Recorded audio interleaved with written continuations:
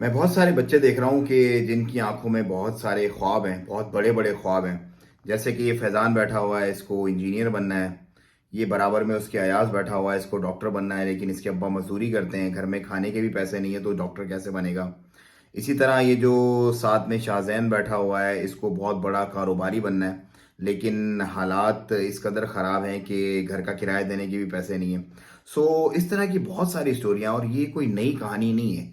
हम third world country के लोग हैं, हमारे साथ ये हमसे पहले जनरेशन का भी मसला था। हम जो जनरेशन गुजरी है, हमारा भी मसला था, आपका भी मसला है, और आपकी आने वाली नस्लों का भी यही मसला होगा। जो लोअर मिडिल क्लास फैमिलीज हैं, जो अमीर आदमी है, उनको कोई टेंशन नहीं है, वो दे आर ऑल फाइन।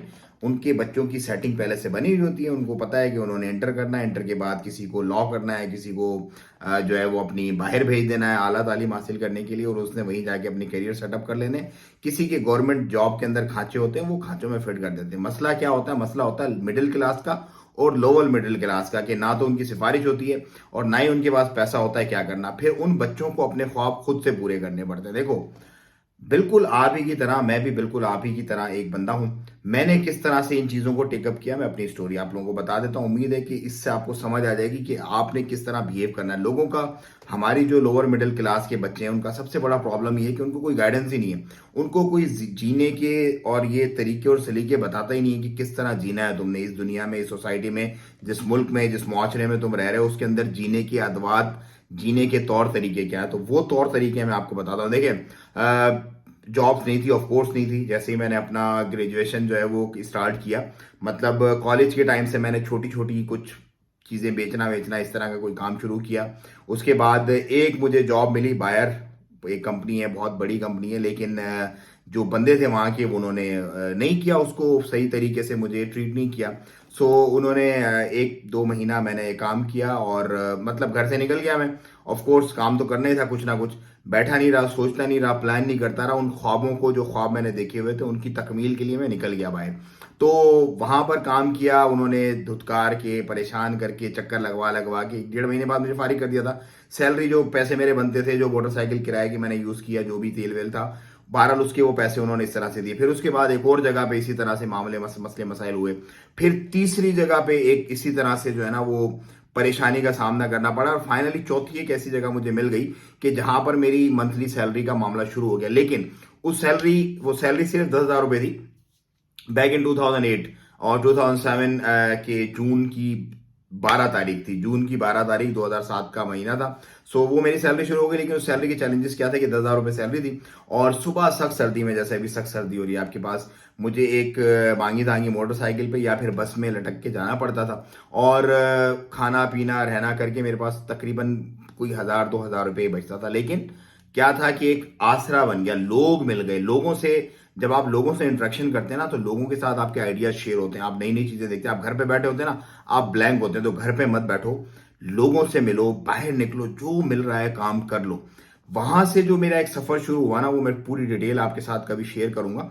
लेकिन किस तरह से इंटरव्यू पे मैं गया, बहुत सारे जो पर्ची वाले लोग थे उनके इंटरव्यू हो जाते थे, मैं बैठा रहता था पूरे दिन।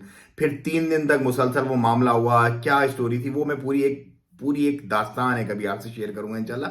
लेकिन अभी इस वीडियो का बनाने का मकसद ये है कि घर पे मत बैठो।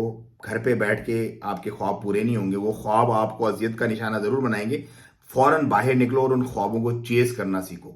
ये जमाने की धुतकार, ये जमाने की फटकार, ये जमाने की अजियतें आपको बर्दाश्त करनी पड़ेंगी। ऐसा नहीं है कि आप कोई गो स्मूथ प्रोसेस के तहत चले जाओ। आप अपने यारों दोस्तों को देखते होंगे जो आपकी क्लास फेलोज होंगे, कि उनके बाप ने उनका ये कर दिया, उनके भाई ने उनका ये कर दिया, उसने इसका ये कर दिया। भाई आपका नहीं कर सकता ना, आपका बाप नहीं है इतना वेल मेंटेन बेचारा, आपका भाई इतना नहीं, तो आपको खुद करना पड़ेगा। तो निकलो अपने इरादों के साथ, पुख्तगी के साथ, और माइंड बना के निकलो कि यार ये जलालतें हमने बर्दाश्त करनी है, क्योंकि हम middle class, lower middle class के बच्चे हैं, हमारे साथ ये होगा। जब आप ये प्रिपेयर करके निकलोगे ना अपना माइंड, देखो हमें कोई बताने वाला नहीं था, तो हमें वो जलालतें ऐसी लगती थी, यार पता नहीं क्या हो गया, मतलब खून के आंसू होता था दिल। लेकिन ये माशरा है हमारा, हमने ऐसे ही चलना है। आप हकीकत पसंद अगर हैं, तो आप अपना दिमाग बनाओ, बाहर निकलो, घर पे मत बैठो। जो भी देख रहा है ना यहाँ पर, अपने ख्वाब जो आपने अचीव करने, कल सुबह होते ही फौरन बाहर निकलो। जो काम, जैसा काम मिलता है, हक हलाल सुन्नत के तरीके से उसको करो और देखो अल्लाह ताला कैसे तुम्हारा हाथ पकड़ता है और कैसे तुम कामयाब हो जाते हो। घर पे मत बैठे रहो, घर पे बैठने से तुम्हारी टेंशनें बढ़ेंगी, काम नहीं होगा तुम्हारा, तुम्हारे ख्वाब अचीव तुम्हारे बाहर निकलने से ही होंगे। गली में, मोहल्ले में, शहर में, डिस्ट्रिक्ट में, उसके बाद सूबे में, जहां जैसे जो काम मिलता है काम करना स्टार्ट कर दो, अपने ख्वाबों को चेज करना शुरू कर दो।